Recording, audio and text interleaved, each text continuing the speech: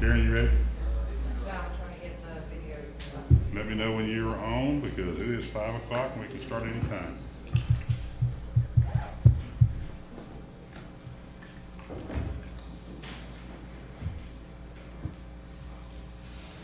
I did not hear from John or Greg, so I don't know if they're coming. Okay, well, we've got enough. Move down if you want to. Yes. You don't have to sit down there by yourself. Sam,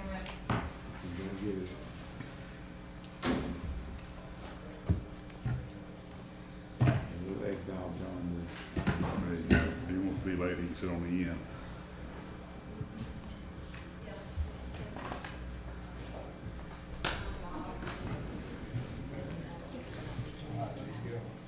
All right, if y'all would please stand with us, we'll say the pledge and have an invocation. I pledge allegiance to the flag of the United States of America and to the republic for which it stands, one nation, under God, indivisible, with liberty and justice for all. Lord, we thank you for another time we can come together and meet, Lord, take care of the business of Walton County. Tonight, Lord, I ask that you just show your grace on those in Florida and in Texas that have endured storms and property damage and loss of life. Pray that you just be with them and give them peace and comfort. Pray now that you'll just be with us as we conduct business and let us do it in the right temperament, Lord, and in a way that would honor you. In Jesus' name, amen. Amen. Okay, we'll call the meeting to order.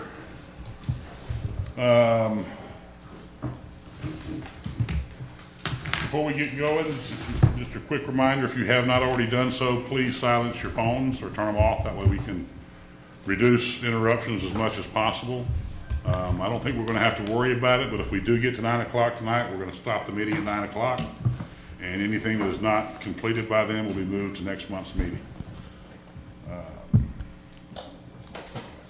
First item, minutes. Has everybody had a chance to review the minutes from last meeting? We need a motion and Motion to approve. Second. we have a motion and a second. Did you get it? We'll let George.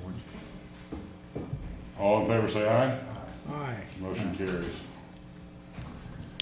Matt? Thank you, Mr. Chairman. We have some continuances that we would request we take care of here at the beginning. Item number 1, the LDC Chapter 10 amendment. We're going to request that be continued to November 9th, Planning Commission meeting. We're continuing to review the major minor threshold levels and the impact on public participation related to any proposed change to those levels. We've recently changed the format of the Technical Review Committee meetings, and we're reviewing those procedures to ensure that the public has adequate opportunity to provide input in the proposed development at the TRC stage of development review. In support of improving transparency in planning review, we're transitioning to new planning software during this month and next. New system will provide a public software portal for improved access to public records for both applicants and our citizens. Our goal is to improve the development review process and timeline and to ensure that our public has adequate opportunity to make development review comments in a timely manner. So this is the reason that we're requesting to wait a couple of months to consider any change in those thresholds. Okay. So, Second. We have a motion and a second. Any questions on number 1? All in favor say aye. Aye. Motion carries. thank you, sir. Item number 2, this is the farmer's market draft ordinance. Staff is requesting that this be continued to next month, October 12th at 5 p.m. in this location to allow the Design Review Board to complete their work on this particular ordinance. It was heard at the Design Review Board this month, but they asked for some more information and some changes, and so it will be heard again next month. So we request that be continued to October 12th. Okay. Motion to continue. Second. We have a motion and a second. All in favor say aye. Aye. Opposed? Motion carries. And we have one QJ request for continuance, and that is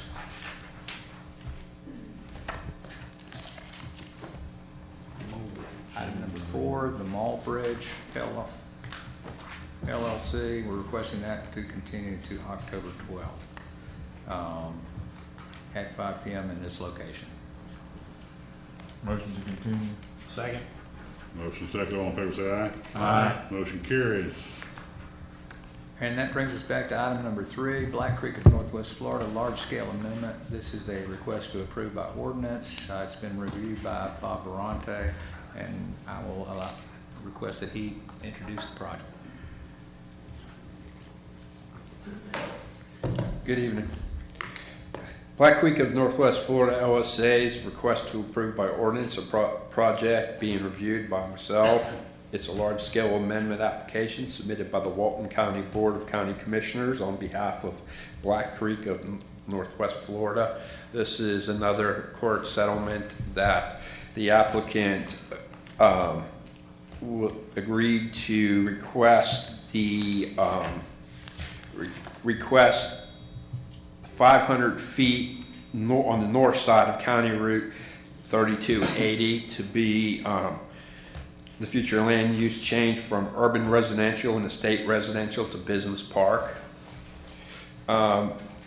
This project is in compliance with the comprehensive plan because of the regional transportation plans calling for 3280 to be widened, and it would be appropriate to have the frontage as business parks or commercial.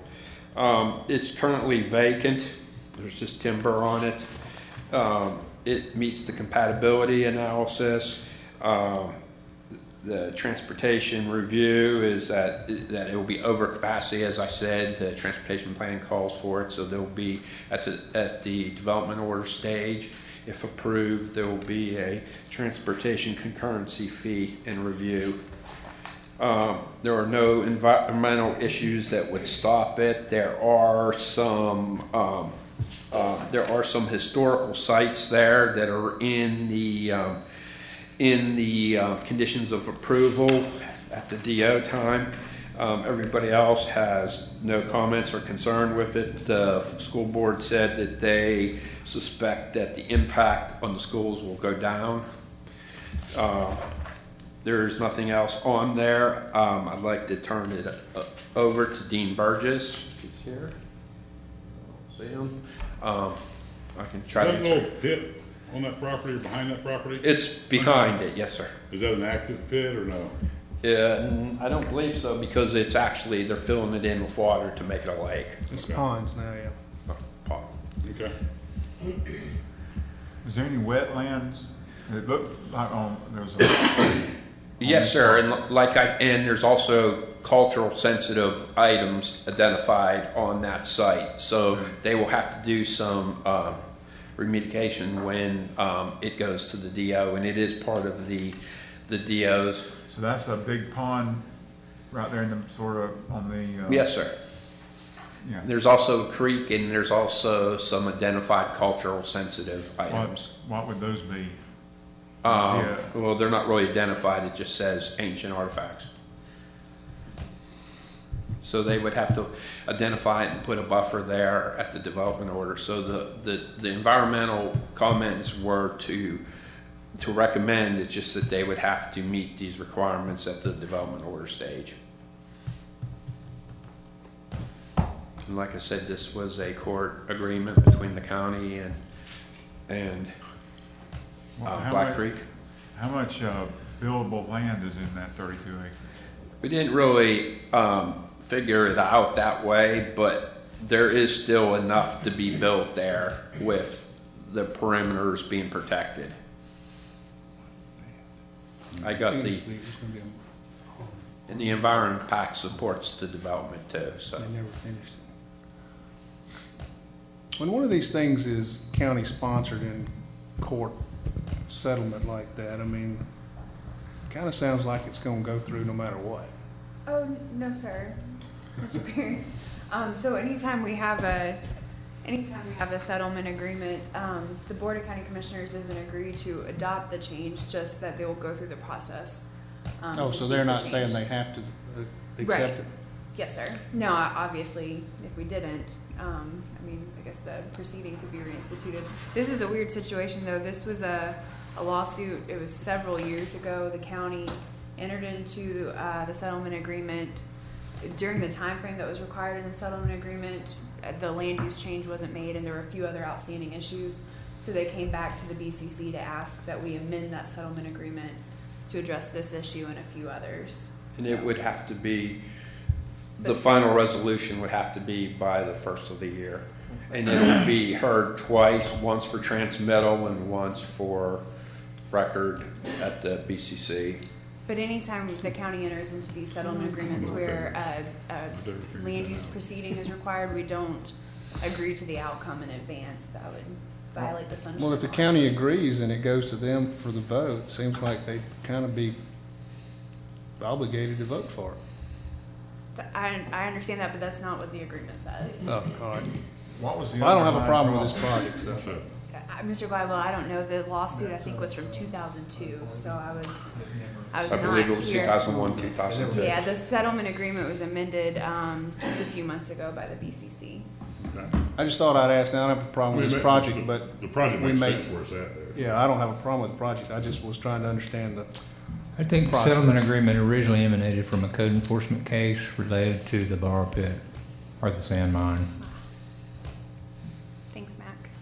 They were allowed to continue the use for a little while longer while they proceeded through the initial process and deadline. But that's closed down now. Yeah, they weren't allowed to expand the limits of the sand mine. They were allowed to dig deeper, but not dig further horizontally. And there were two requirements for the county to complete. One of those was to change a portion of the project or portion of the site to urban residential. That portion got done. The other portion, this 500 feet along 3280, was required to be sponsored by the county to change to business park. That portion did not get done, and we're not sure why, but it did not get done. So that's why we're here today, to complete the county's portion of that settlement agreement. I believe the reason why it wasn't done was because of the oil spill in the economy at that time. What's the fair share money? That'll be determined at the development order. But it will require a full-blown traffic impact analysis, and then the impact analysis will be determined off of that. Okay. Any other That- questions? Could I enter this staff report into record, please? Accept? Do we have a motion? well, I'm sorry. We have nobody that signed up to speak. Is there anybody who would like to speak on this item? I have a question. Yes, ma'am. Please approach the, Oh, I just want to say, I'm new to the area. I just want to know, who is this Mr. Burgess? And who does he work He's for? the applicant. can you state your name? So, I'm sorry, What's your Karen name? Hensley? Okay. He's with the engineering. Okay, so I was just wondering if he would, His report and everything's we on have. file, okay. Yeah. He's the agent for the applicant. close it. Okay, now we'll close public comments. Commissioners? Motion to approve? We have a motion and a second. Any further discussion? All in favor say aye. Aye. Opposed? Motion carries. With item number 5. And we need to, is there what up? Oh, yes, I'm sorry. Anyone who anticipates testifying on any of the remaining items on the agenda, if you would stand and raise your right hand. Do you swear or affirm the testimony you will provide to this board will be the truth? Okay. When you come forward, if you would, just state your name, spell your last name, and state that you've been sworn in. Thank you. Thank you, Mr. Chairman. Our next project is Water Sound Origins Phase 4. This is a major development order application submitted by Water Sound Company LLC, requesting approval of 361 single-family lots in a subdivision and associated infrastructure on approximately 178 acres within the Water Sound PUD and the Water Sound North Development of Regional Impact. Future land use is Coastal Village 1. This development application was reviewed by Renee Bradley. both for the PUD and the development of regional impact. The applicant is here to further explain their request. You all right?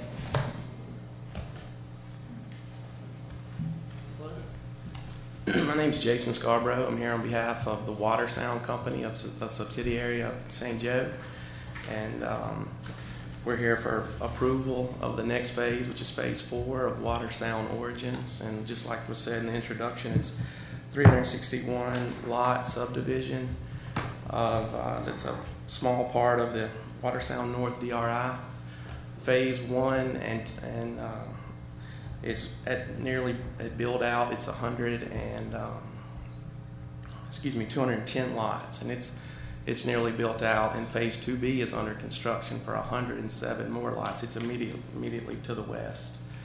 And I have David Smith with Interlight Engineering here, and he's available for questions also. Okay, thank you. Commissioner, you have any questions for the applicant?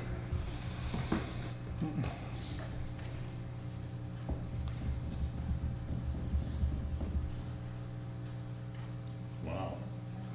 That's a first. Commissioners don't have none, we'll open up public comment. We don't have anybody who signed up to speak. Is there anybody who wishes to address this item? Yes, sir. Yeah, please.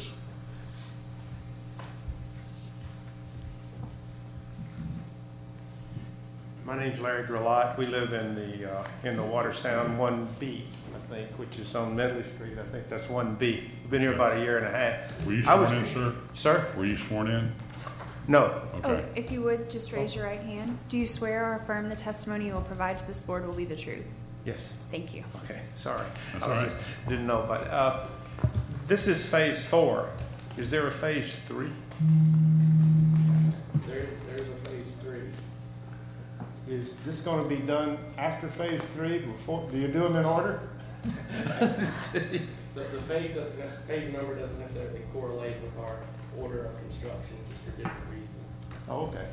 But, Where is phase 3 is planned just west of 1A and south of the golf course there. Oh, okay. So I don't think we have an exhibit showing the full map, but I can show it to you. And the other thing I was curious is that the way the plat shows Okay, it. wait, if you would, speak into the microphone, the people in the background have a Oh, hard I'm time sorry. hearing. Well, then the way I was looking at, right now, you come off of a single roundabout or circle and go into phase 4. Is that going to be the only entrance for a while? Yes. Oh, okay. But longer term, there are going to be other things. I guess this is a big development, right? Right, a big development, and there, long term, tentatively, there's a parkway plan to go north of phase 4. Okay. All right. Thank Answer you. your question? Yes, sir. All right, Thank thank you. you. Yes, sir. Could you have me repeat where phase 3 is? I couldn't hear what. Speaking to the, if you just speaking to the microphone, tell them where phase 3 is gonna be. Is this mic working okay? It should be. It's Okay, up. It's on. It's up. Yes, phase 3 is immediately west of 1A and just south of the golf course. Okay. All right. Anybody else have any questions about this item or comments? Seeing none, we'll close public comments. Commissioners, what's your pleasure? Motion to approve. We have a motion and a second. Any further questions? All in favor say aye. Aye. Motion carries. Item number 6.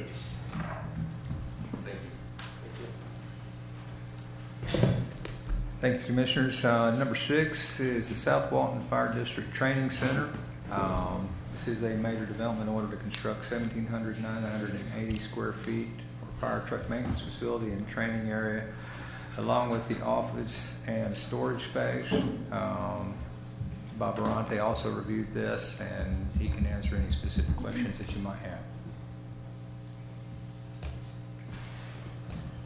Mr. Chair, this site is behind the current site at 911 North County Highway 393. It's to finish their planned development for a training and a maintenance facility. We've had no comments. Actually, it has slid through very well. Chief Anderson is here to explain what they're attempting to do, if you would like to hear him. It's very vital to their ongoing presence and improving the safety and reliability for their department in South Walton County. If you'd like to answer any questions. I'd like to hear the chief Thank you. explain what it is. I'm just curious. And I'd like to thank the chief. He really kept this rolling on our time frame. Oh, I would like to also read this into record. It's accepted. Thank you. Good evening. My Good name is evening. Mark Anderson. I was not sworn in. Oh, okay.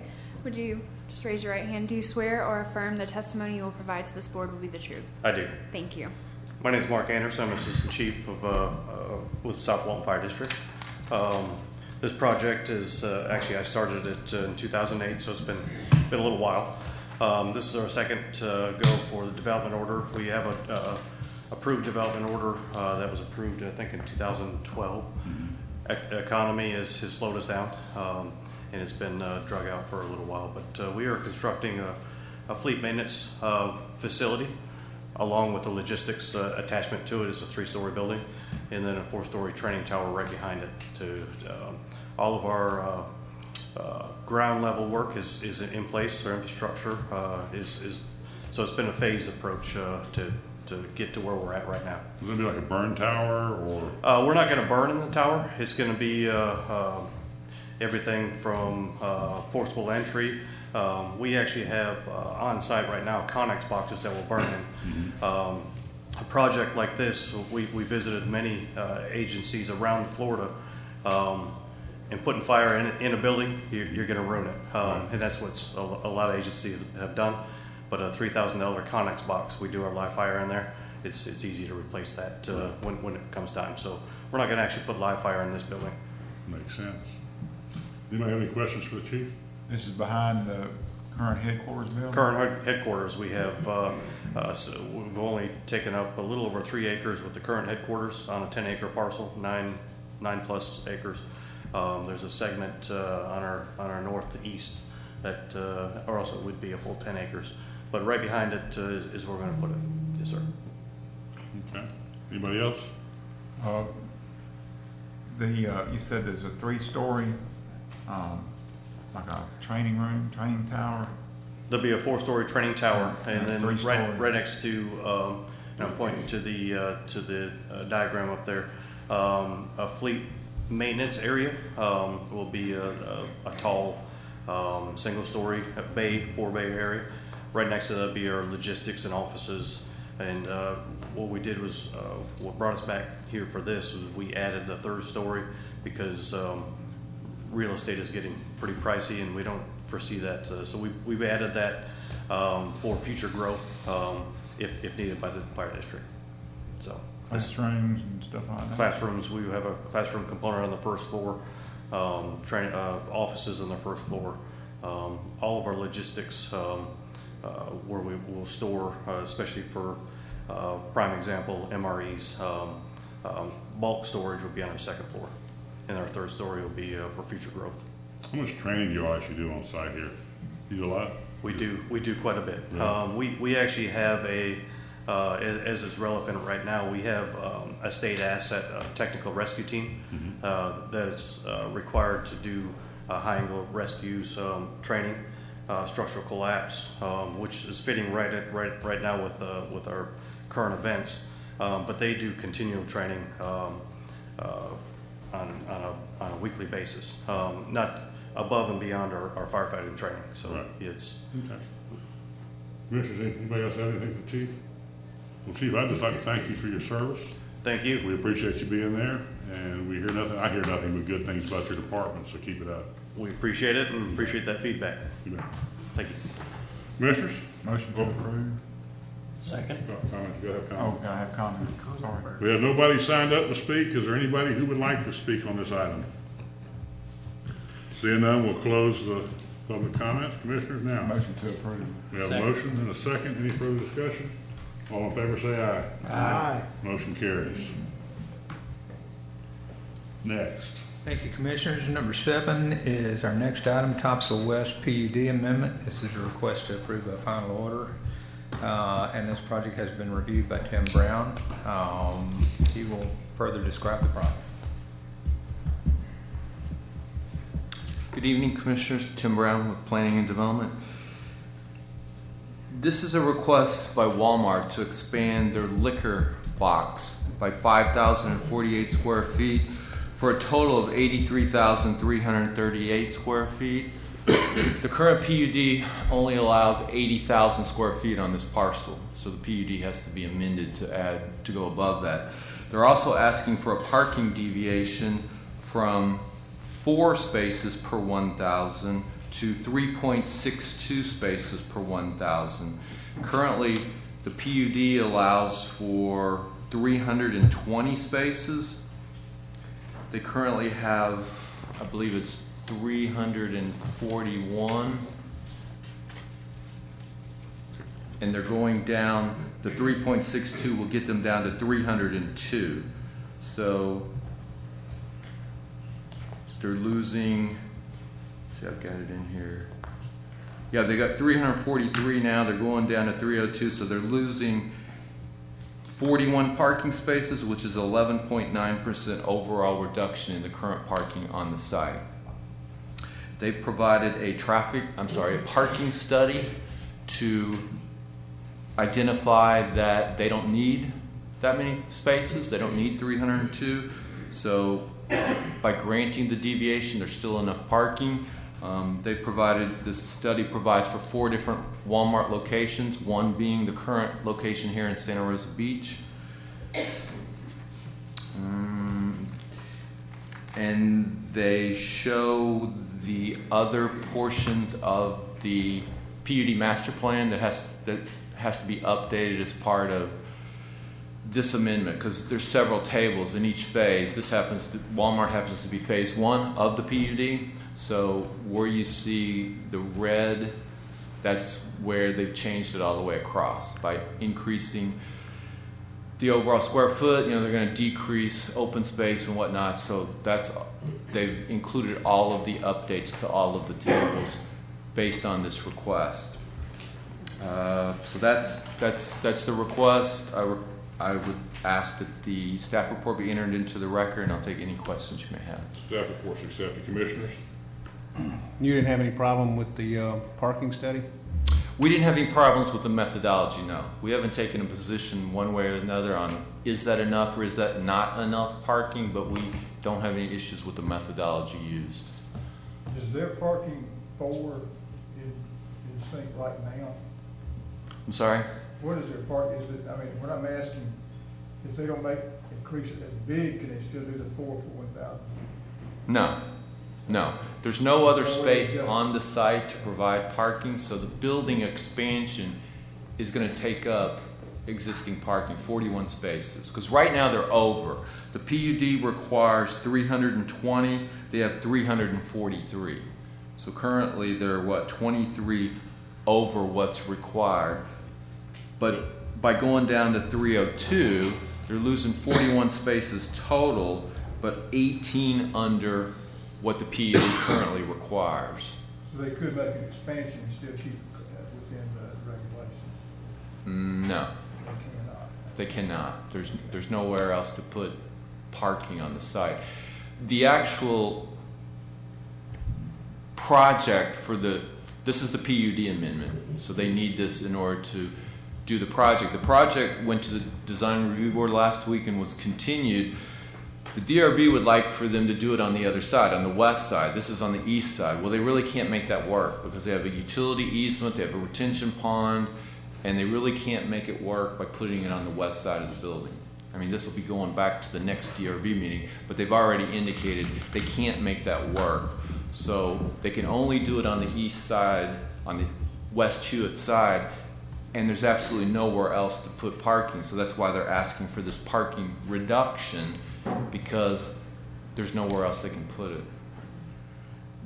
This strip of greenway on the west side of the lot, Mm-hmm. That's a retaining. That's the retaining Stormwater, pond And and a Utility easement. utility easement.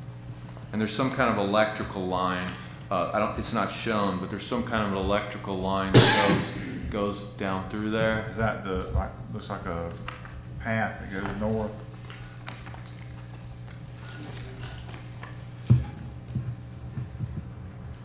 It's gotta be. There's a drainage ditch in there too. Yeah. Yeah, I'm not sure, but they indicated, answering the DRB's request, that there's an electrical facility, for lack of a better term, that runs along the western side of the building. But you're right, I think on the other side of the retention pond is a mosquito control ditch. There it is, yeah. Right. Yeah, 'cause it's, a power line wouldn't jog by that. No. So how big is their current liquor store? I don't have the exact dimensions, and I've actually never been inside that building, but my understanding is it's quite small. It's quite small. And they're doing this in several locations around the country, not just here. They want to expand their liquor area of their stores. But like I say, I've never been inside that building, but my understanding is it's not very big at all.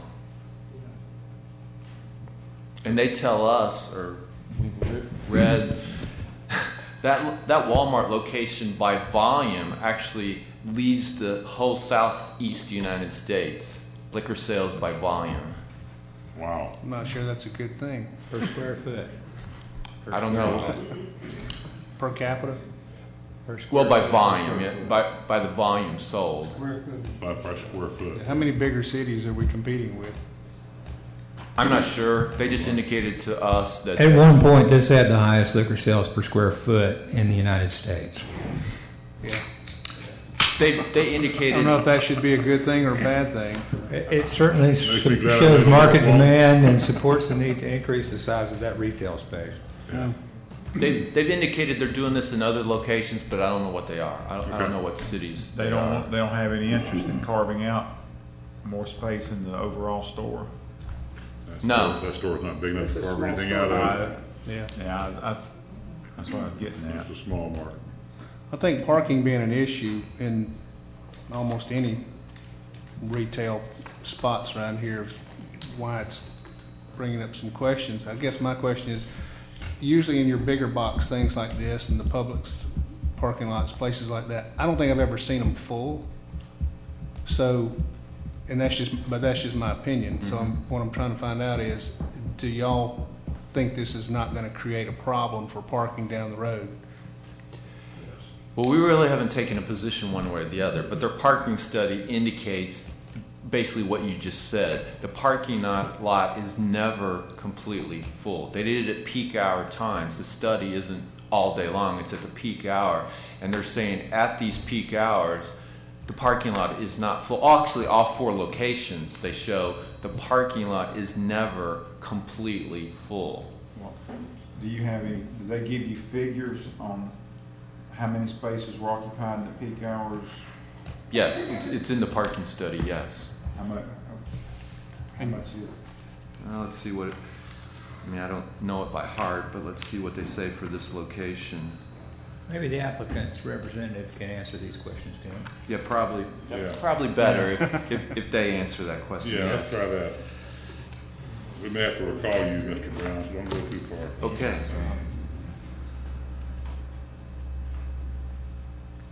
I didn't swear and I didn't stand. You sworn? Oh, I'm sorry.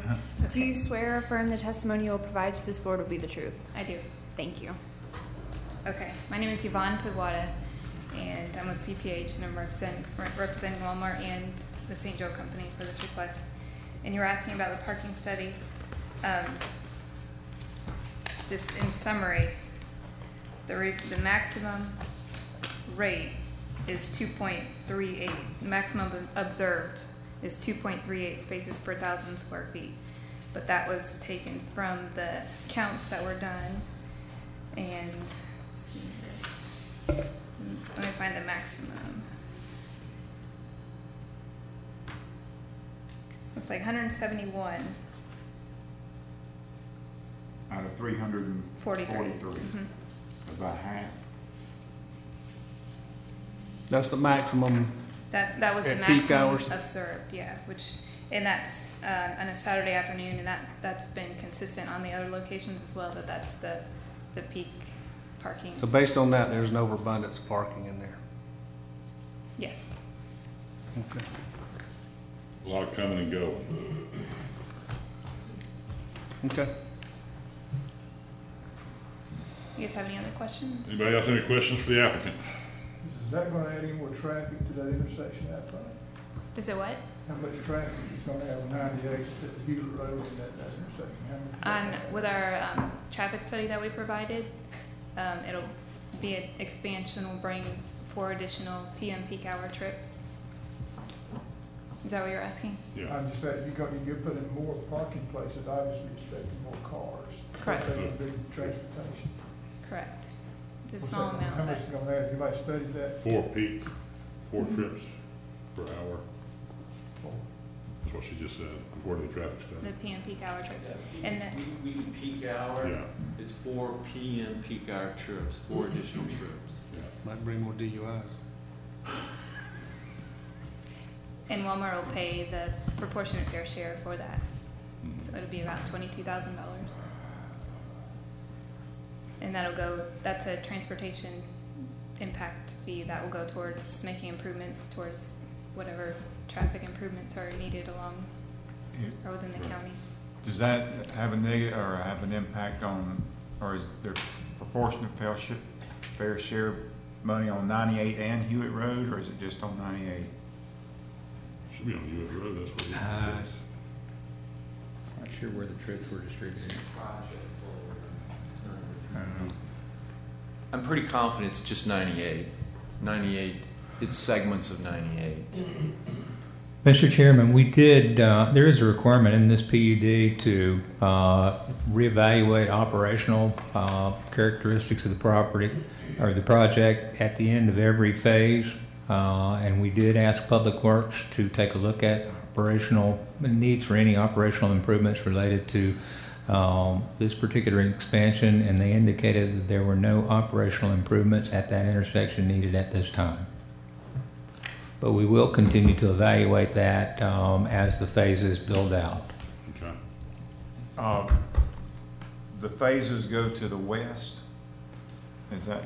No, this is the Go first north. phase. Yeah, this would be the westernmost phase. There is a phase immediately north of this that's got a senior housing assisted living facility that'll be coming through, and there are some additional phases to the east. It goes east. I think there's one parcel break, but it goes to 30A. It goes all the way over to 30A on the east side. Okay. And like Max said, the parcel immediately behind Walmart, immediately to the north, that's included. That's phase 2 of the PUD. Okay. I think 38 West is down here. Okay. This one, this way. Ours doesn't. Ours didn't go as far. It's over here somewhere. Any other questions Is this the for answer? staff or the applicant? Is this the answer to the question? Taking that land? Probably, yeah. Okay, seeing nothing else right now, we'll open up public comments. We have Tammy Eby. Did I get that right? You did. You did good. I have not been sworn in either. Okay. Do you swear or affirm the testimony you will provide to this board will be the truth? Yes. Thank you. Good evening. I'd like to thank the commission for allowing me to speak tonight. My name is Tammy Eby. I live at 321 West Hewitt Road. Been there for about 14 years. I would like to respectfully request that you deny this amendment to the PUD this evening. As someone who lives and travels and works in the immediate area, I see firsthand the problems that we're having with this development. Traffic congestion is enormous, and it is greatly affecting our quality of life and our safety. There have been, according to the Walton County Sheriff's Office, over 130 traffic incidences between Mac Bayou and 30A on Highway 98 in the last 19 months. So it's unfortunate that the Planning Department isn't aware of some of that, but I will assure you that we do have an issue. The staff analysis that you have been provided tonight from the Planning Department states that the requested project is consistent with the Walton County Comprehensive Plan and the Land Development Code. The LDC clearly states, in reference to a PUD amendment, if a substantial deviation occurs, plans shall be reviewed and subject to the current comp code in place at time of resubmittal. So obviously this is a substantial deviation from this original PUD, and it should be subject to the current Land Development Code. In Chapter 5, Section 4, with regard to access management, the Land Development Code states, under general standards, that access points from all local, collector, and arterial streets into the site must be sized to accommodate all vehicles which are reasonably anticipated to use the site.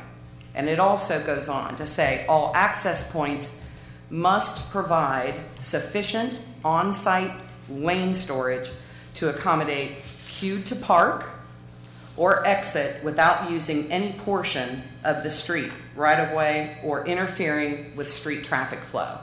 If I may, I would like to kind of demonstrate to you, given this overall site plan, so that you can kind of understand where I'm taking this. You can see in the outline of red, that's the boundary line for the existing Walmart store.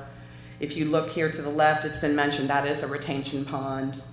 The original development of the store was placed very much to the east side of the property, leaving a very short little access drive into this facility.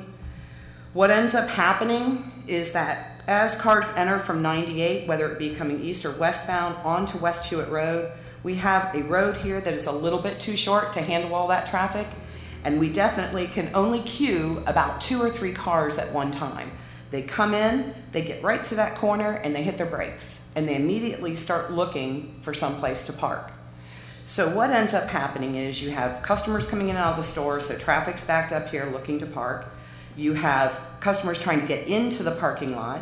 You have people backed up here, which then in turn backs up the traffic coming off of 98. It backs up the people turning from the turn lane on 98 and also from going westbound. You have Dune Lakes Drive, which is directly across, that services the now existing apartments. People are now cutting in off of 98, taking Dune Lakes Drive around and trying to beat the traffic at Hewitt Road. So now they're directly across from this intersection. So what ends up happening is everyone gets delayed, everyone gets backed up. With this proposed liquor store and where they are talking about putting it on the site, you can see that the little sidewalk or crosswalk they have put in for this liquor store happens to be right in the middle of this driveway.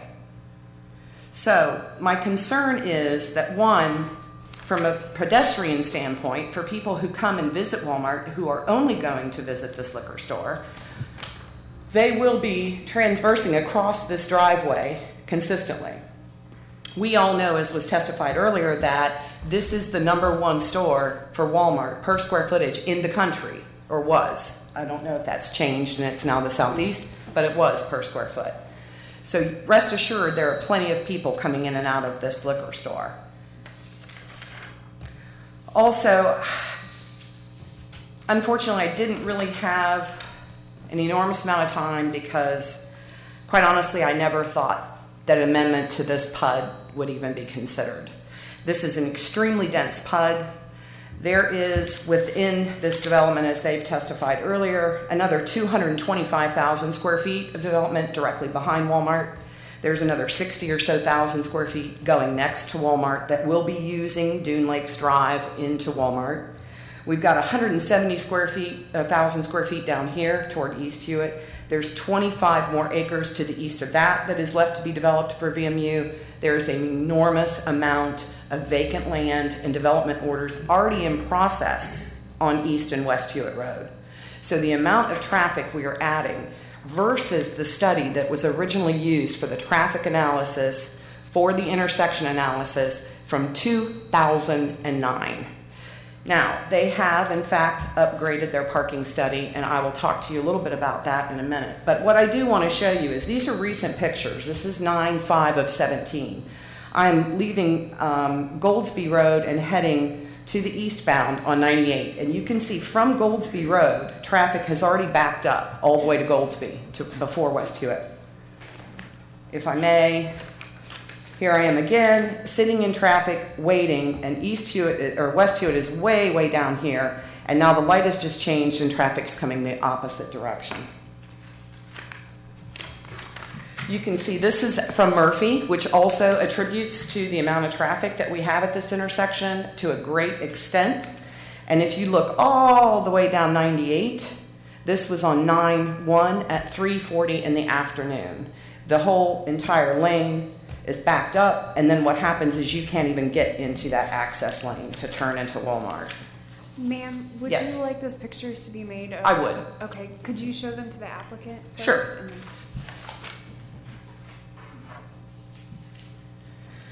This is on West Hewitt itself, and again, this was on 8/12, right about the time they took their parking study. This is at 6 o'clock at night.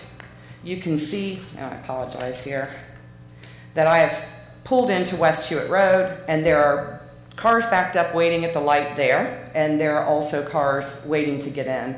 You can see there's a pedestrian here across the street on Dune Lakes.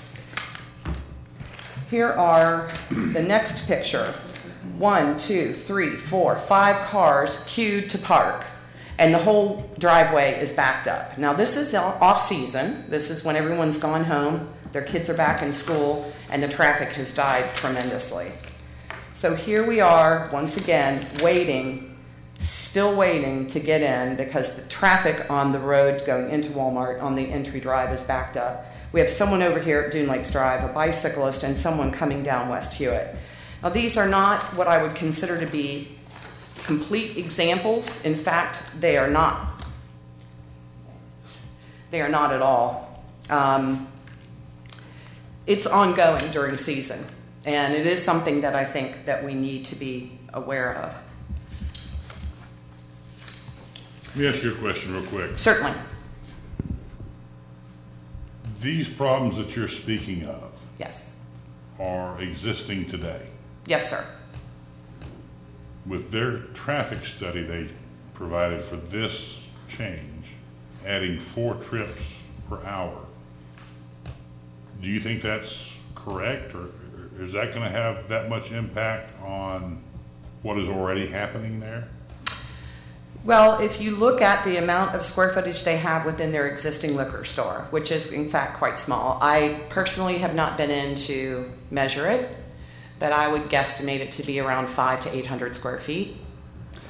And they're talking about adding a 5,000 square foot liquor store. I don't quite see how it's not going to increase the traffic substantially to this project. The traffic studies and the intersection analysis that you are referring to has not been done since 2009. Those are the numbers that were entered into. They did, in fact, when they looked at trip generation, add to the existing trip generation numbers based on the 2009 numbers. That's what I'm referring to. Correct. This change, not from 2009 to present, but from today going forward, their projection of adding 4 trips per hour for peak time. Correct. Well, I understand traffic, and I know traffic is bad down there. And I guess my question or my concern would be that is this change going to be that substantial, or is it something that's bad just because it's bad and it's not going to get any better? I believe there are some design issues with the property to begin with. I feel like it was heavily weighted to West Hewitt. I know that their traffic and engineering department from Walton County has stated that the majority of the traffic that enters and leaves Walmart does so on West Hewitt Road, not on 98. And that's the reason why the change that Mr. Brown spoke of was something that was initiated by me at the Design Review Board meeting in looking at how that project was initially laid out. you will see with the heavy weight to the east side of the property, if they possibly potentially moved that building to the west, that they could utilize a portion of the parking lot that doesn't have as much traffic in it and certainly doesn't have the congestion West Hewitt does. Now, whether or not this utility easement is a matter of convenience, or if it's something that can't be changed, or it is based on a 5,000 square foot store, remains to be seen. But I do know that the Design Review Board asked Walmart to go back and look at that and provide the information. It also should be noted, this is a liquor store. This isn't a produce stand or a garden center. This is a liquor store, of which they are putting right on the roadway at West Hewitt. And so I think that that too is something that should be somewhat considered, although I think we'd be crazy not to say that it's not a factor. But they do have 1,710 square feet that they can develop in that original PUD. There's nothing I can do about that, and I don't have a problem with that. So long as they abide by the Land Development Code, go for it. 1,710 square feet is a sizable retail store for liquor alone, a standalone store that they can put in there. But to amend this PUD based on want does not make good sense to me. And if I may, sir, with regard to parking, that east parking lot, as you were coming into Walmart, as I demonstrated earlier, is heavily, heavily utilized. And the reason why that is utilized is because of the design layout of the store. When people come into this entry, Ms. Edie, I'm not going to argue that point with you, but I don't think that this change that they're asking for, I think the problem is with the original design. I agree. And not necessarily with this change to the design. I agree with that. Okay. But I understand. We shouldn't be looking backward. We should be looking forward. I agree with that 100%. Yeah. Okay, but at the same time, we're considering this change is what we're looking at today. Okay, we can't go back and change what was done then either. County commissioners can do a lot of things. I understand that. But I do want to make the point that once again, if the Land Development Code says that a PUD has to abide by the current Land Development Code, this is not part of Phase 1. This is a deviation to Phase 1. So the current Land Development Code states 5 per thousand. If I can, if you will just indulge me for a minute, they're offering 3.6. It's almost a 30% reduction from the Land Development Code. So changing numbers around to sound satisfactory is a good thing when it's in your favor. But honestly, if you're looking at almost a 30% reduction from what the LDC required in the first place, they've already received one deviation, and that was from the original PUD in 2009. So this is deviation number 2. Okay. So my point is, they still have to comply with what the Land Development Code is now. Okay. I would ask you to wrap up, if you would, please. Certainly. Walmart is the first really big box major retailer store in South Walton. Decisions made today do set a precedent for the future. Walmart retains the right to develop the remaining 1,710 square feet as a liquor store, which is, as I said, quite a sizable retail. There is no justification or reason to allow this amendment. And I ask that we not look back with regret, but forward for the benefit of yours and my community. And thank you very much for your time. Thank you, ma'am. Mr. Chairman, a couple of points of rebuttal.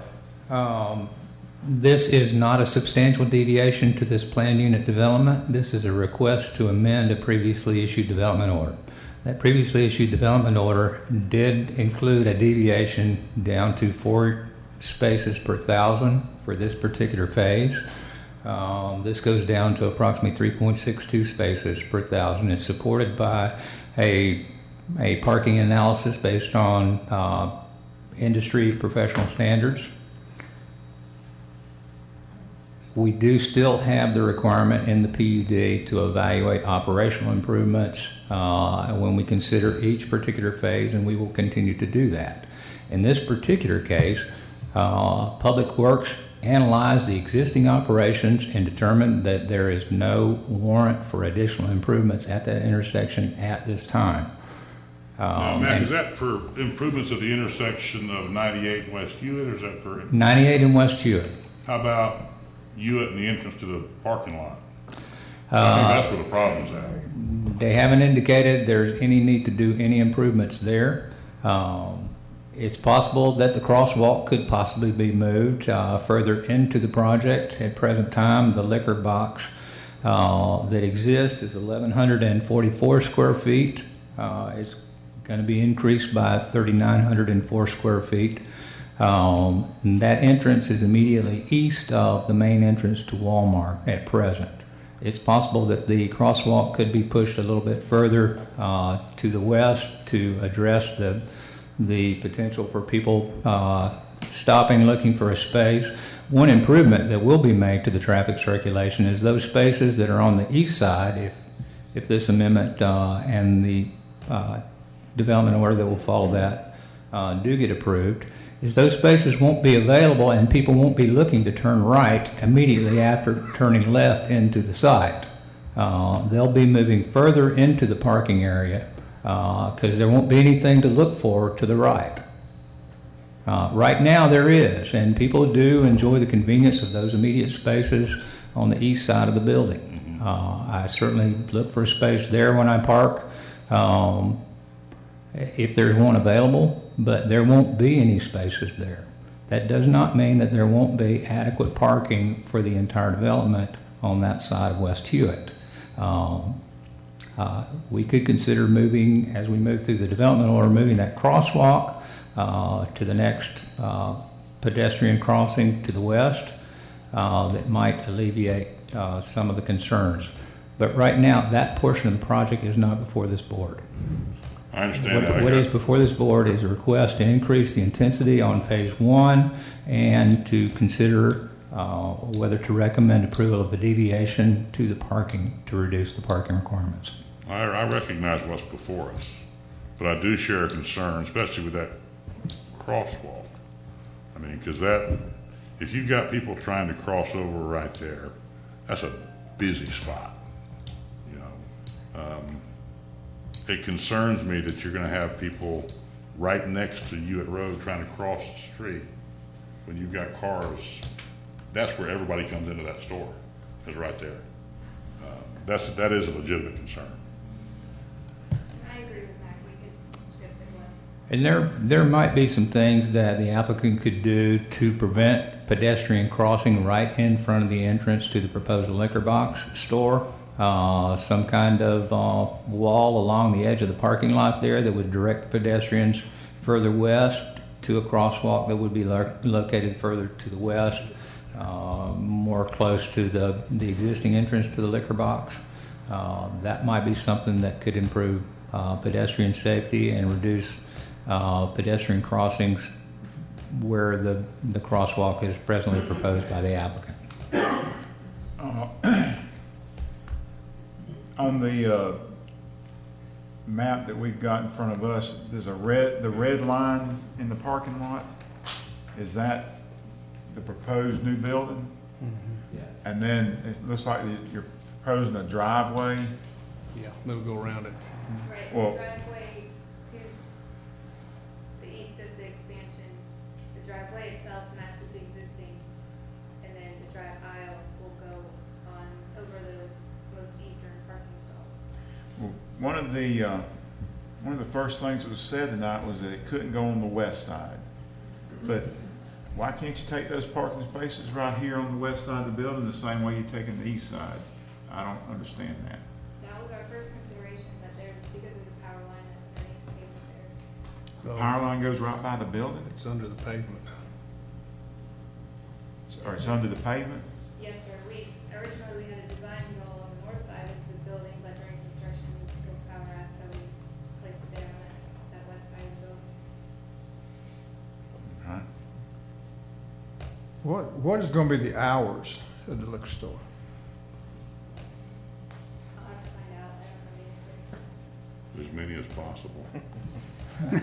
24/7? I think they're typically open Can't be until 24/7. 9 or 10 o'clock on weekdays, and I think possibly 11 or 12 o'clock on the And weekends. what do you define as peak time also? 5 p.m. Okay. is the peak PM. Same time everybody's getting off. Okay. It looks like there's gonna be a lot more developed in that area, so I have a problem. I mean, I have a feeling there's gonna be a lot more issues coming up about traffic in there with all that development's going on. So there's gonna have to be some serious traffic studies done to make sure that that place doesn't get overcrowded. But I'm like you, I don't think the 4 trips is gonna affect that much in this phase, but I think the next phases are gonna be critical. Well, I think what needs to be looked at critically is where that entrance to the store is, because that really is where the problem is. I mean, You need a left turn lane there. yeah, you can't,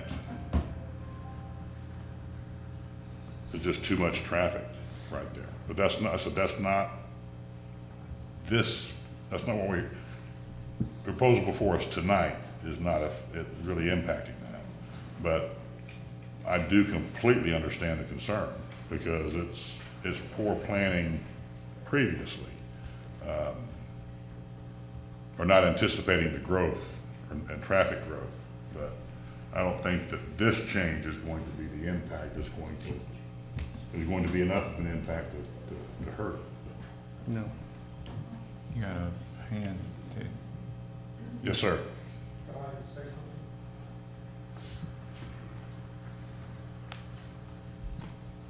My name is Fred Trucker, Tricker. Were you sworn in? I wasn't.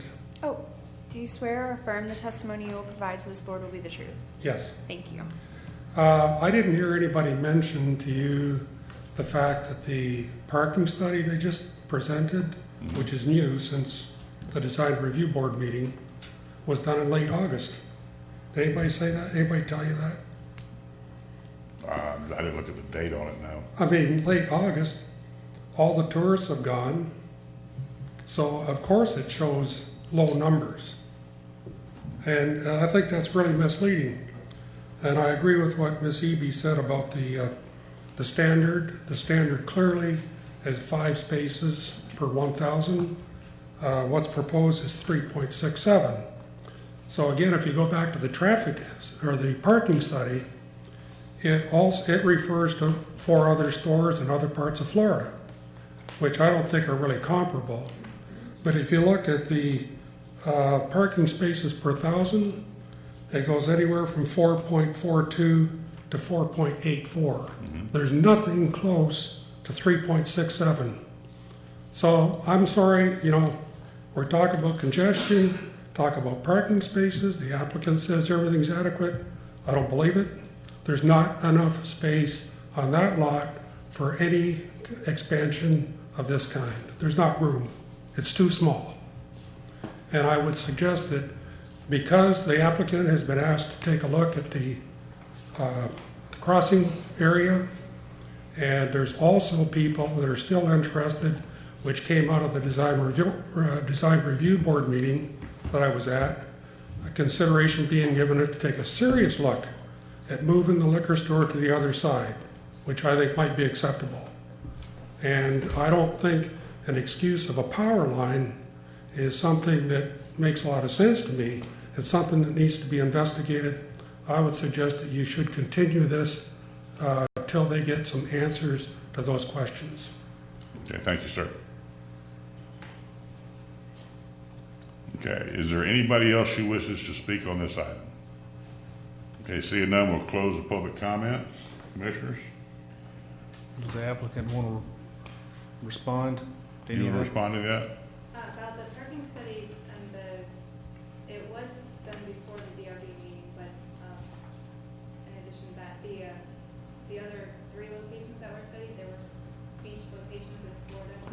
One was Boynton Beach, and that was completed in November. The counts were done, and the demand ratio ranged from 1.2, but even lower than that, 0.75. But the highest was 1.82 at Boynton Beach. Vero Beach was done in November also, and the highest was 2.69.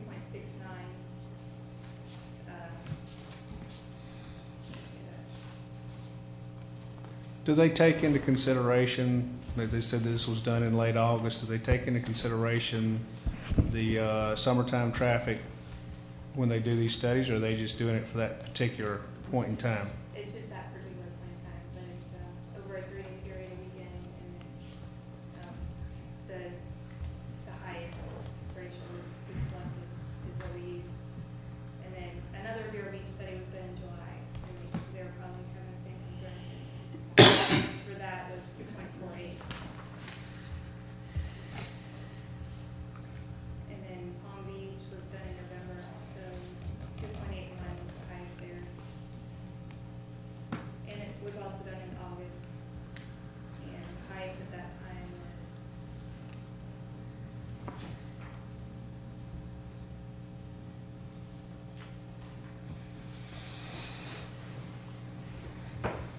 like 2.38. Just to give you some more numbers from the parking study. Mac, based on your experience, I know we don't have a study done in July, what's the difference in parking requirements between July 4th and August 31st? According to this study, they made seasonal adjustments based on DOT criteria to the actual observed parking demand. Oh, okay, so they do make adjustments then? Yes, sir, and that's in their memo dated August 30, 2017. Okay.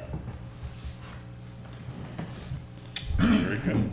How does the size of this liquor box compare to the other ones they putting across the country? Are they all the same size? They're very similar, yes. They are. So they got a small Walmart wanting to put a big liquor box. Is that what you're saying? The other Walmarts are larger normally. Right, but they put the same size liquor box, and those is we're getting here. Is what y'all want to do here, correct? Yeah, I think. Okay. Just want to clear. That's okay. Let me make sure I understand. The land development code standard is 5 spaces per 1,000 square feet.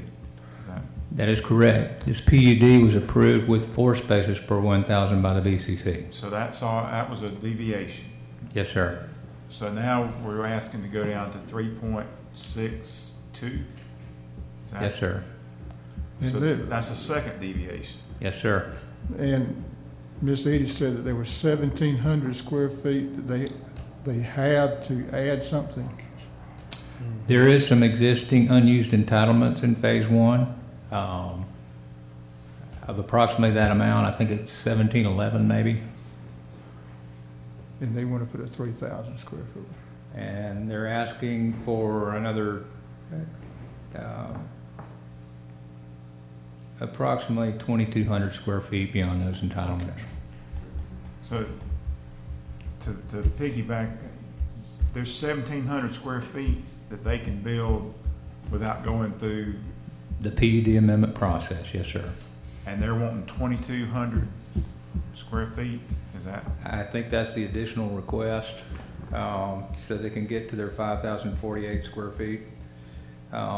And this additional entitlement comes from other places on this approved development. It's not an overall increase to the PUD. It's just transferring it from other phases to this phase 1. It's an increase to this site. Increase to phase 1, yes, sir. Right. Well, they're still going to have to lose some parking to get it in there, though, aren't they? Yes, sir, they are.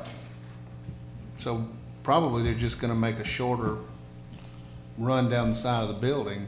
If that was the requirement, they had to go with 1,700. So it's well, overall, from the previously approved requirement, they're asking to reduce an additional 18 spaces. They had provided spaces beyond what the deviation would require when the original PUD was approved. Mm-hmm.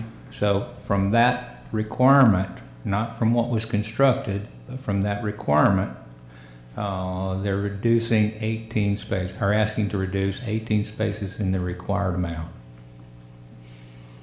Overall, it's a reduction in 41 spaces, but they had more spaces than the development required, as approved. But if they had met the land development code to start with, at 5 spaces, they're still behind. I mean, they don't meet 5 spaces right now, they meet what? They meet 4 spaces per thousand. So they got 4 spaces per, so they're still, So they're wanting to go to 3.62 spaces per thousand. but when we're giving them credit for having more parking than, they really still are under 5. They don't have 5, correct? Right now, they do have 5, or 4 spaces per 4 thousand. spaces. Not, That's a what little I'm over saying. 4 spaces per thousand. I think it's 4.38 right now. 4.38.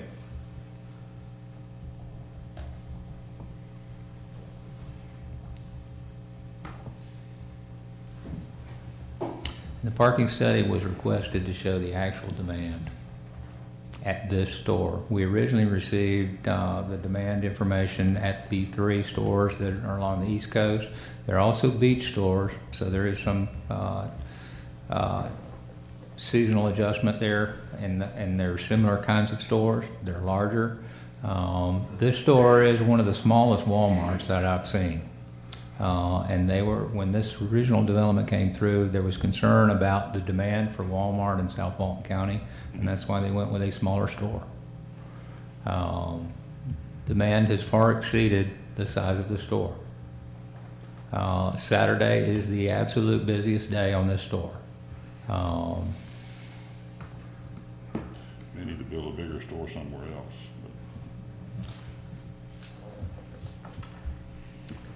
And Saturday's check-in, check-out day, and that's when Saturday afternoon gets full. And that, in my opinion, that would be the peak day of parking, Saturday afternoon. Yeah, I agree. Commissioners, you guys on this side been awful quiet over here.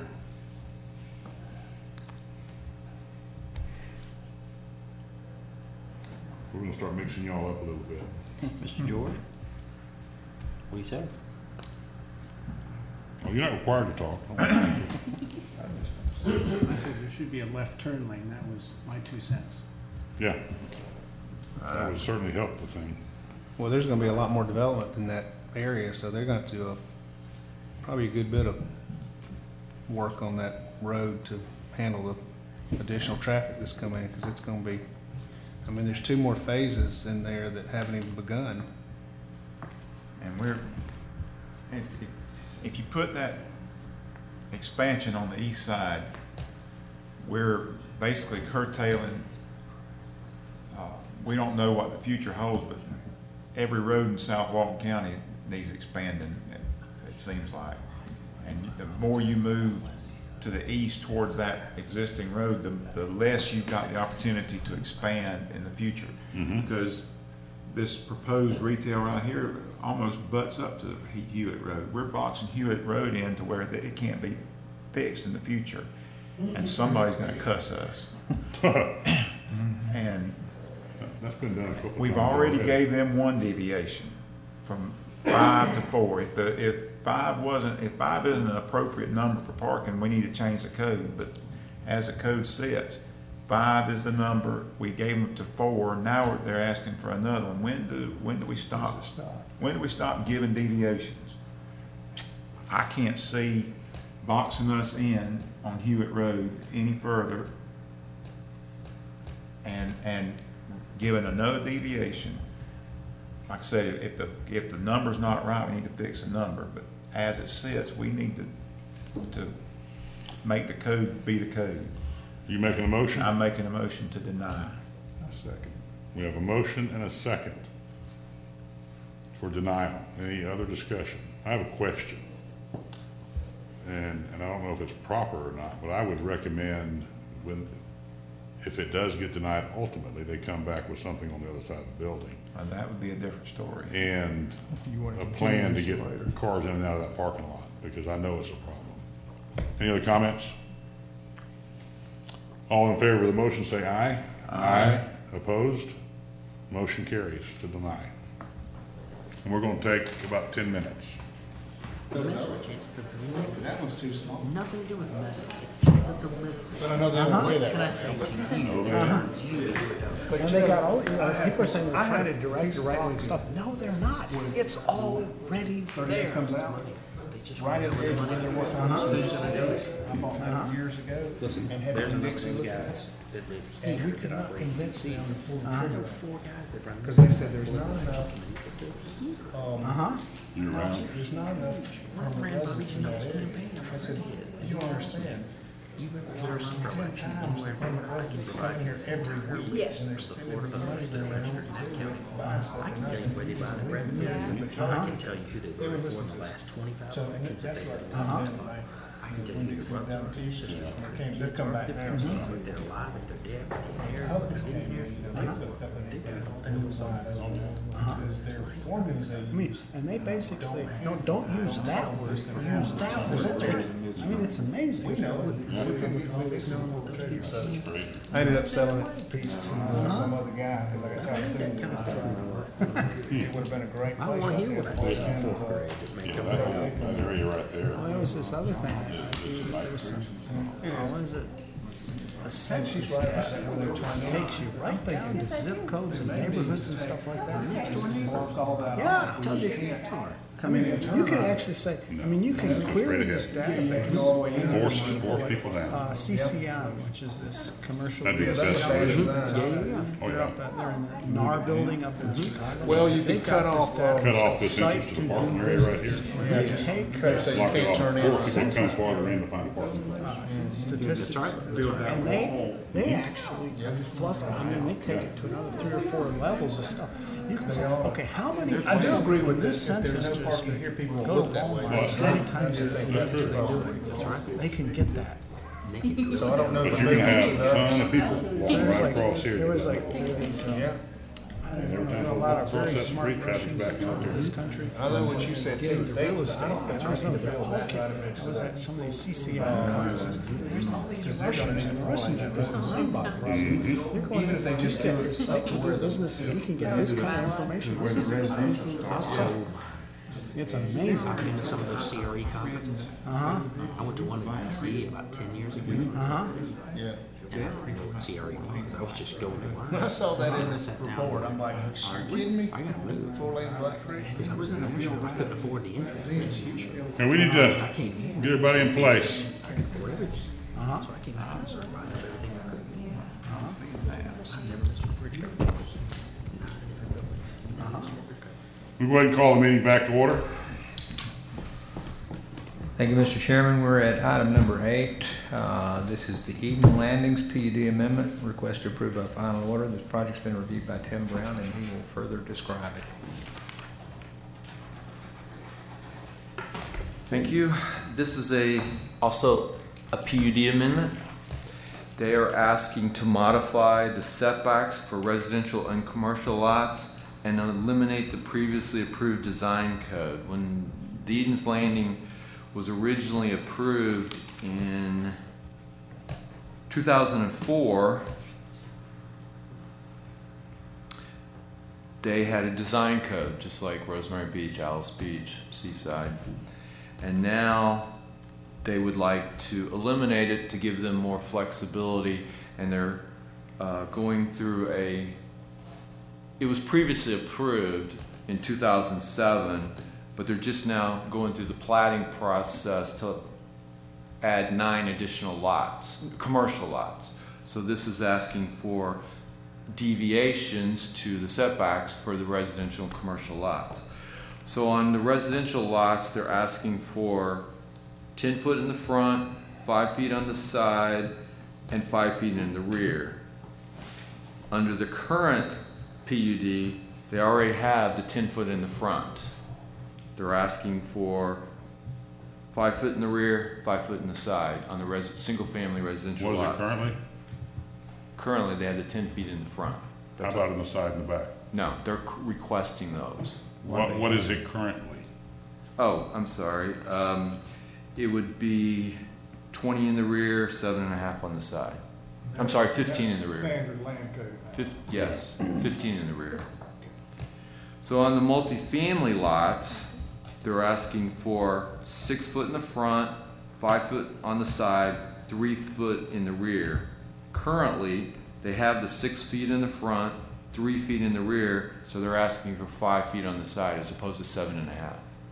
And then on the commercial lots, and these are new commercial lots, they're asking for 0 on all 4 sides. 0 in the front, 0 on the sides, 0 in the rear, to give them maximum flexibility on what's going to be built on those commercial lots. But no commercial building shall encroach closer than 25 feet to County Road 395 or closer than 20 feet from the property line on those commercial lots. And that's the request. We've included the design code just so you can see what they're requesting is going away. And there's a table that outlines. I mean, we included the entire PUD, but there's a table here that outlines the request for deviations.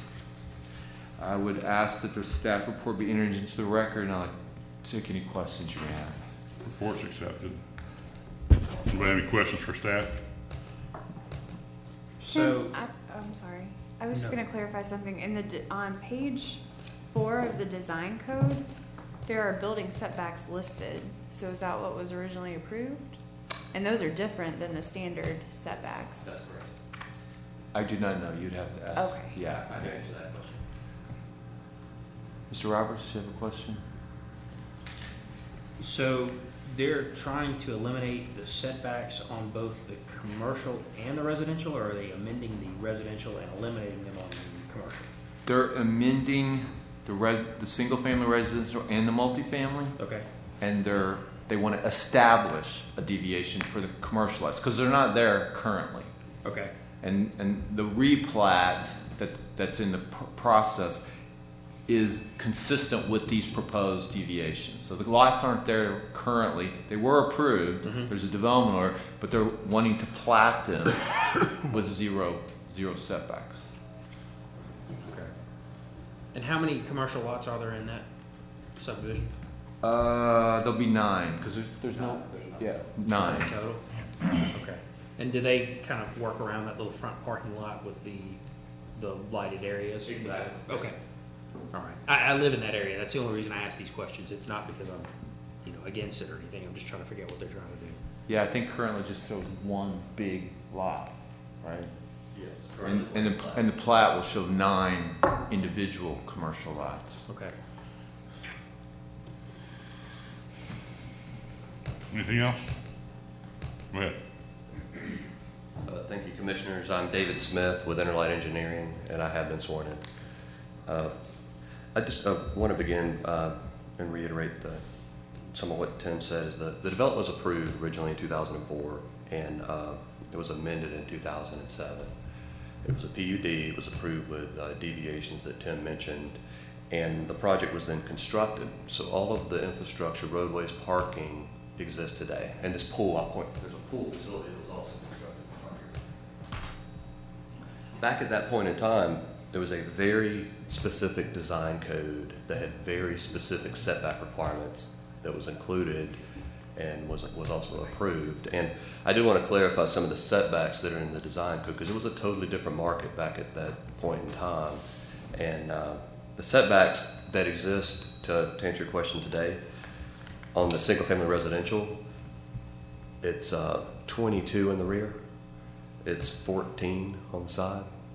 If the side has a driveway, and then it's 4 on the opposite side of the driveway. So it's very specific to a unique building design that can't be done today. And that's why there's no homes, in my opinion, that are in Eden Landing. It's just been sitting there that's abandoned because the design code is very specific and unique to a totally different market of home product. So the setbacks we are requesting, there's 2 things we're requesting before you, is the design code be removed. And the second thing would to amend the setbacks that are part of the PUD. And as Tim mentioned, the single family setbacks, the 10 and the 5, we're requesting the 10 in the front, 5 on the side, and 5 in the rear for the single family, which as Tim mentioned, the 10 is already approved in the front today. And on the multifamily, or the duplexes rather, the deviation is 6 in the front, 5 on the side, and 3 in the rear. So I also want to emphasize we are not increasing density. We're not increasing intensity. The 9 commercial lots are part of the approved PUD. They're part of the development order. This parking lot was built around them that exists today. Parking lots here. So as Tim mentioned, it has been platted.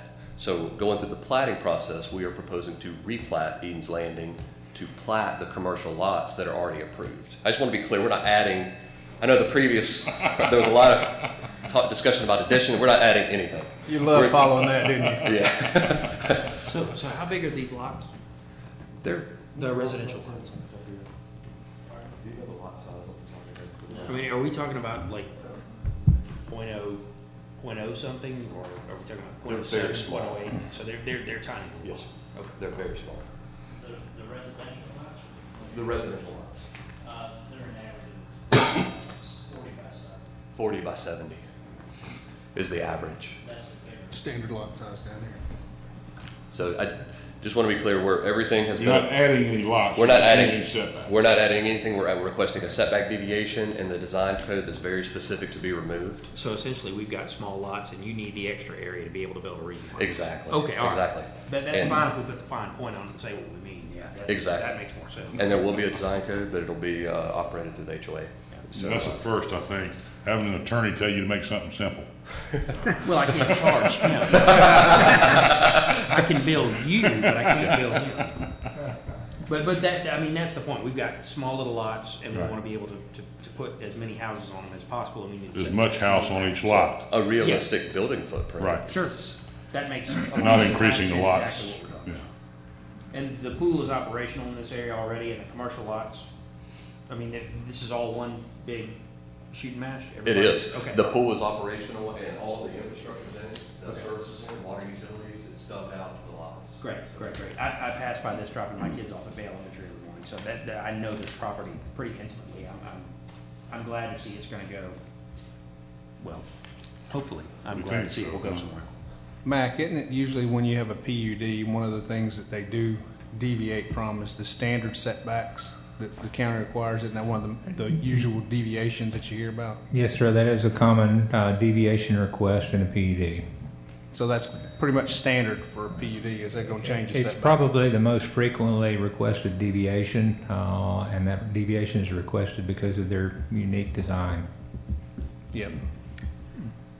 And this one's not, Oh, go ahead. No, go this ahead. one's not unusual in that they're not asking for something that's not normally asked for in a PUD, is it? No, sir, and as the agent did indicate, they're responding to a change in the market from 2004. Right. How many dwelling units per acre, per lot? Just one? There's single family residential in this area, that's 1 per lot. Okay. Single family residential here, and then these 5 lots are duplexes I was saying, like in Rosemary, they have 2 DUs per acre. I mean, per lot. The only. Hey, at least they do it land. all right, thank you. We may be one day, but.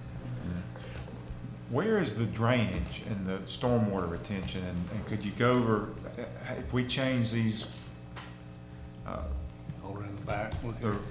if we change this, how's it gonna affect stormwater? Because you're putting a lot of pervious, or impervious, in a lot of, small You're areas. increasing the impervious footprint. There you go. And There's when, a wetland. Yeah, that area right there, and then this around here. I was waiting to see, I didn't know if he was still asking me a question, that's why I was hesitating. I didn't want to interrupt him. No, go ahead. No, All right, I want to just explain how this is all going to impact the stormwater drainage and.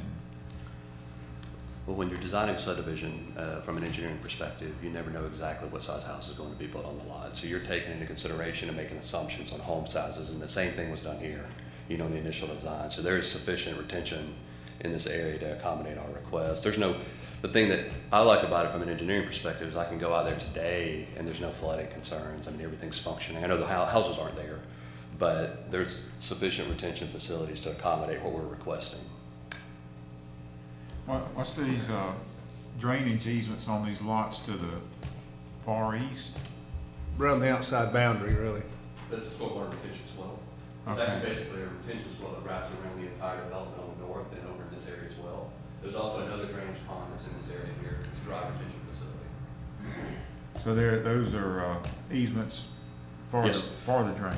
They're easement for the drainage retention pond so that the homeowners association can maintain those facilities so they function And over this, time.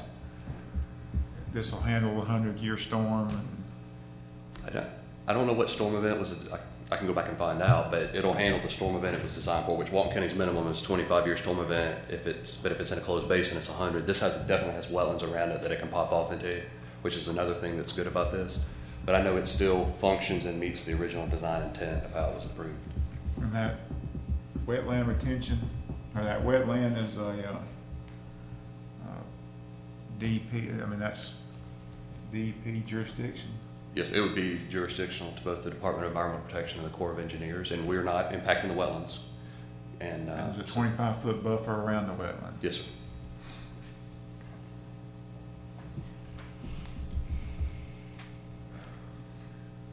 So I'd be happy to answer any more questions. that you Anybody else might have any questions for the developer? Commissioners, if I could interject one thing, this development has the stormwater and the buffers in common area and not on lots. And that is something that we encourage tremendously. That was my question I was trying to fish for. Yeah, thank you. Thank you. Thank you, Mac. Anything else, commissioners, before we open up public comment? We have nobody signed up. Is there anybody who would like to speak on this item? Yes, sir.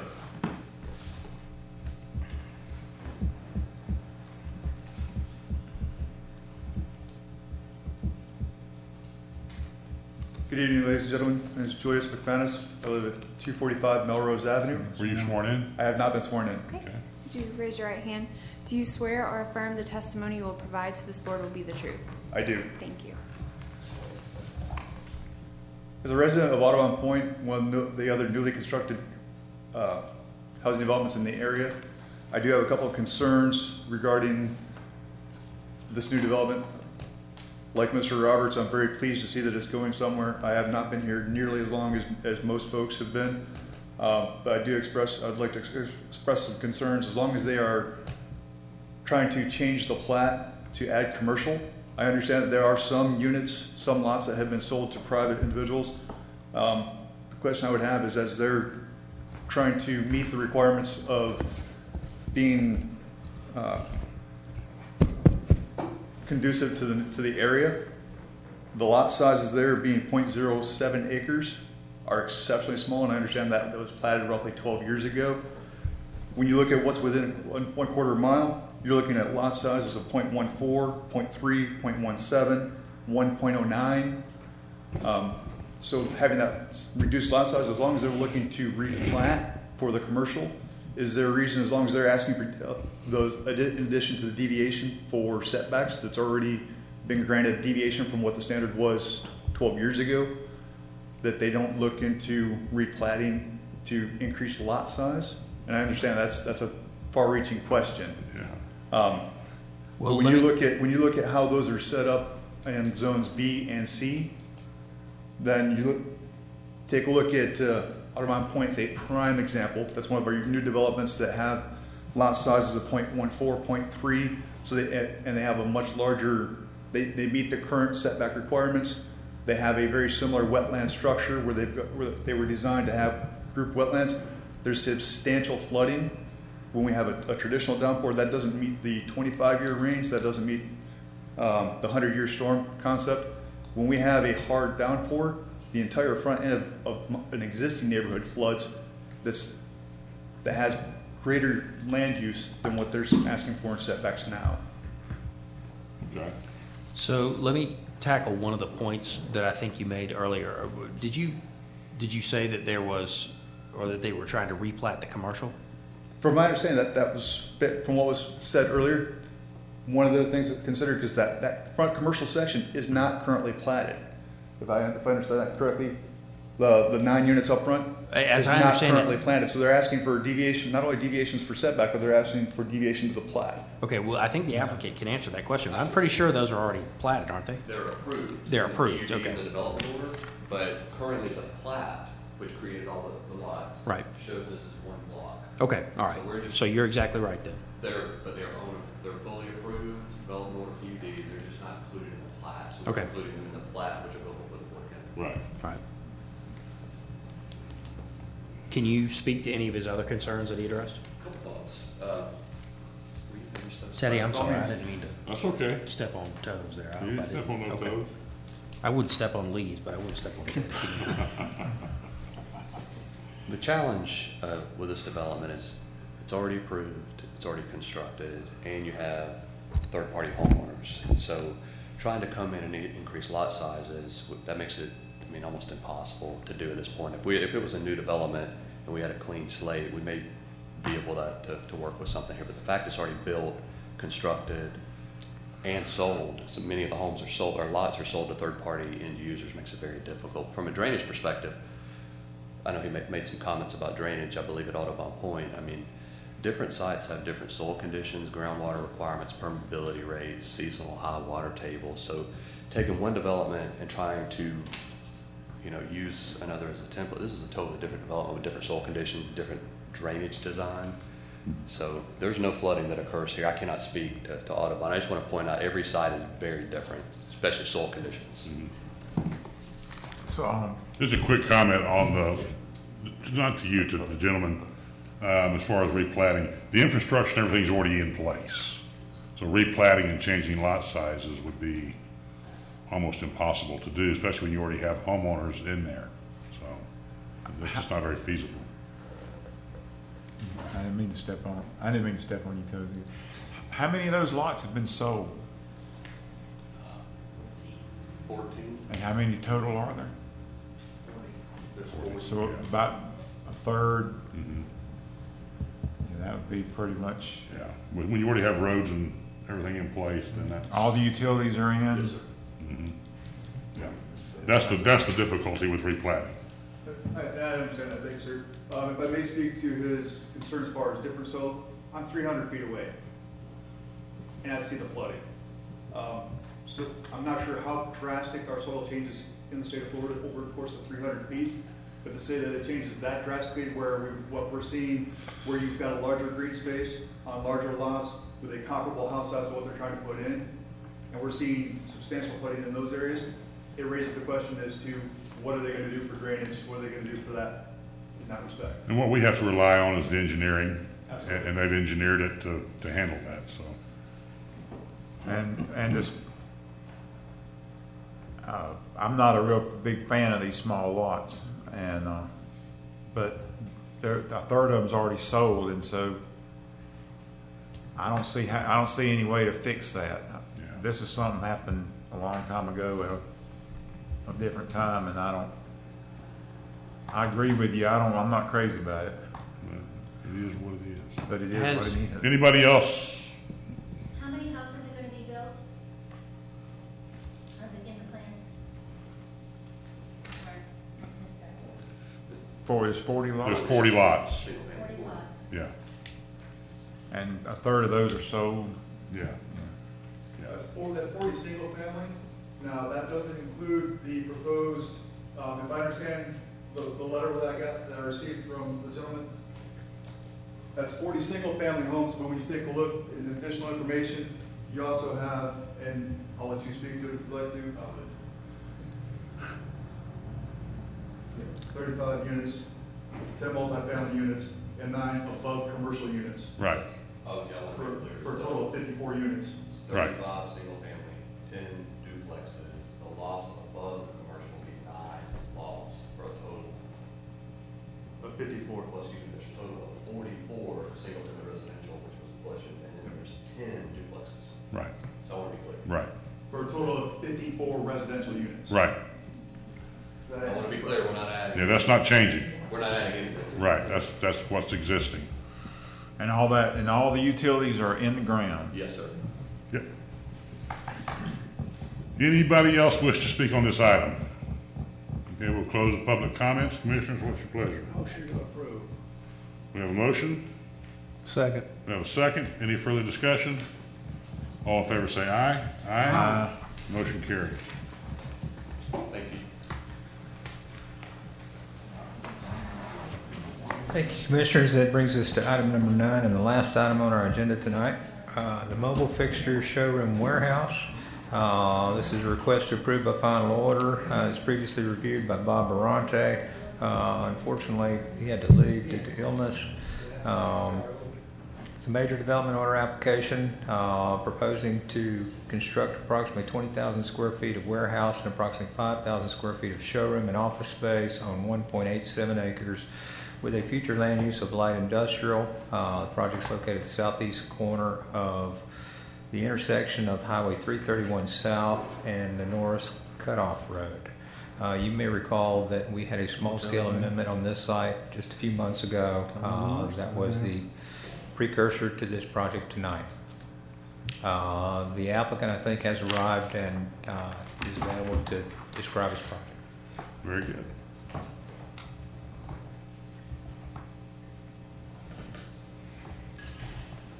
Good evening, Commissioners. My name is David Lamar. I'm the engineer of record for this project. And Mr. Lamar, I don't think you were sworn in, right? I have not been. Okay, would you raise your right hand? Do you swear or affirm the testimony you provide to this board will be the truth? I do. Thank you. But I'm here before you tonight to try and answer the questions, any questions that you may have. We've been through technical review. We've cleared all of the comments that, according to the report that I got from Mr. Barante. We're excited to bring be a really nice facility. I don't know if you've had a chance to look at the architectural elevations. It's well situated on the site. The landscaping will be something to be proud of, and I think it will be an addition to the community. And we appreciate the approval that y'all gave us last fall for the small scale amendment, and now we're ready to take the next step. Commissioners? Are y'all renting out part of it? Because it looks like there might be, on the north side, it looks like there's a couple of storefronts other than what just the mobile fixture front. No, it's a single occupancy. Okay, use. because if you look at the architectural Right. Drawing of it, it shows something like a place for another sign over the top of the windows. To my knowledge, I have not heard any discussion of that. I mean, that may be a future plan, but it has not been revealed to me. Yeah, it says graphic or something, though. Maybe y'all have a That's graphics just, department? Yeah, I think that's what it is. The architect does, I think. Let me look at the drawing that you're referring to. Maybe I can help. It shows the front elevation. Yeah, let me get to that. I was just curious. It's not critical, but. Oh, that's just saying that's a spot for a graphic. No, They will- okay. They will put some sort of a symbol or a logo, or I'm not quite sure. Okay, so it's single-use facility. Yes, Plenty of parking. yes, plenty of parking. No problem with stormwater? No, I mean, we've got some challenges with the site, but our stormwater facilities take care of that. We're going to replace 2 feet of lousy soil and bring in well-draining soil.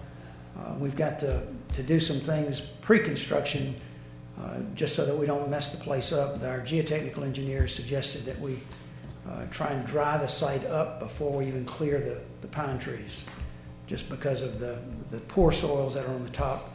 We don't want them to be mixed with the better soils down beneath in that clearing and grubbing process. Yeah, welcome to Florida. Anybody? Do we have public comment? Not yet. I'd just like to say that I'm glad you're starting to move forward. Appreciate it. 331 north of the bay needs some activity. I Yeah. think it'll be good for everybody. Yeah, I think it's a this great will be location, and that corridor is going to get real popular. It's going to be a great location for what y'all are doing, and I think it will definitely spur future growth in that area, which is exciting.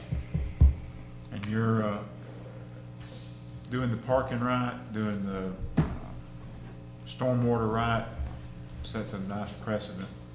And we don't, I mean, it'll keep down problems in the future. You're not real crowded right there, which is good. Now, right now you're not. Yeah. But it's coming. It'll come. It's coming. And Commissioners, if I could, now this does meet the 25-year storm requirement, but more importantly for the applicant and the county, it's located in an area where it meets transportation concurrency. There is no proportionate fair share due to the expanded capacity of US 331. Now, is there a cut in the median there? Yeah. There is. They're on There the is, corner. okay, okay. Yeah, it's a good location. All the utilities hooked up? Well, I mean, we'll be hooked They're up. available. They're available, so that's the word. All right. All right, Teddy, we got anybody signed up to speak? No, when we get done with him, we'll get to that. If there aren't any questions, I'll see if you have any. All right, I think he's in a hurry. He's hungry. I can look at him and tell. Okay, we'll open up public comments. We had nobody sign up. Is there anybody who would like to speak? Seeing none, we'll close public comments. Commissioners, what's your pleasure?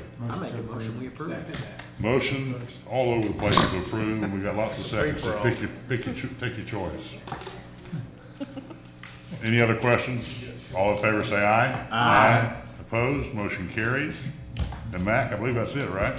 Yes, sir, that's our Stand agenda. adjourned. Thank you very much. Teddy, another successful meeting. Another one under our belt.